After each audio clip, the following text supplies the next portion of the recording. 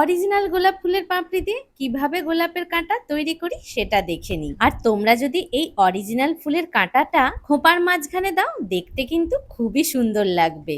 তাই অরিজিনাল কয়েকটা গোলাপ ফুল এভাবে নিয়ে নিয়েছি, যার পাপড়িগুলো খুব সাবধানে আমাদেরকে এভাবে ছিঁড়ে নিতে হবে। তবে এটা ব্যাঙ্গালোর গোলাপ ফুল হলে দেখতে আরো ভালো লাগবে। বাঁ হাতের উপরে গোলাপের গোটার দিকে যে অংশটা থাকে সেইটা আমরা মোট 4টে নিয়ে নেব। আর 4টেকে এমন ভাবে ধরবো যেন একটা ফুলের আকার তৈরি হয়। এবার এখানে ছোট্ট একটা কাঁটা নিলাম, সেই কাঁটাটাকে এমন ভাবে গাঁথবো 4টে পাপড়ির যেন বোটাটা ক্রস করে যায়। এখানে তোমরা বড় কাঁটা নিও না, কেন কি এই গোলাপ একটুতেই ফেটে যায়, তাই একটু সাবধানতা অবলম্বন করেই এই ব্যাপারটা করো। এভাবে তোমাদের খোঁপায় যতগুলো প্রয়োজন হবে ততগুলোই করে নিও। এর পরের ভিডিওতে থাকবে এই কাঁটাগুলো খোঁপায় লাগানোর পরে অনেকের বেরিয়ে আসে, যাতে না বেরিয়ে আসে কিভাবে তোমরা সহজ একটা ট্রিক অবলম্বন করলে পেরে যাবে। তাই তোমাদের সবাইকে বলছি, আমাকে যারা এখনো সাবস্ক্রাইব করোনি অবশ্যই সাবস্ক্রাইব করে নাও, কেন কি নেক্সট ভিডিওটা খুব তাড়াতাড়ি আনতে চলেছি।